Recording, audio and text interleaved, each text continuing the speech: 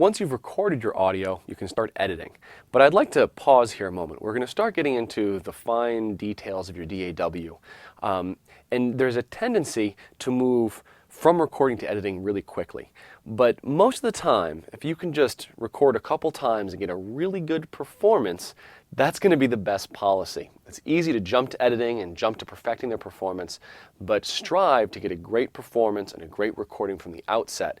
It actually saves time. You'll find that a bit more, 10 minutes of practice and another take will, compensate for hours and hours of editing, and the performance is always going to be better if you do that. So really focus on getting a great performance and move to editing for just kind of fine tuning. But editing is an essential procedure, and can be a very creative space.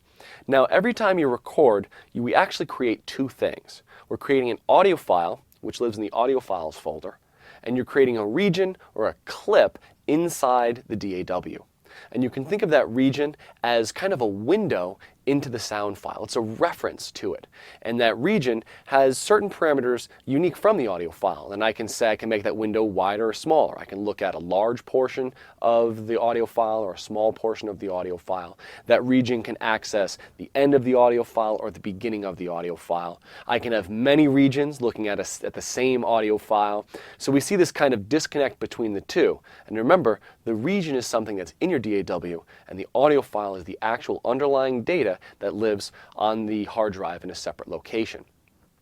The reason this is important because much of the editing you do is to the regions themselves and not to the audio files. And we call this non-destructive editing, in that because we're only changing the regions, because we're only changing the references to the audio files and the audio files stay the same, it's all can be undone and we're not really just doing anything destructive to it.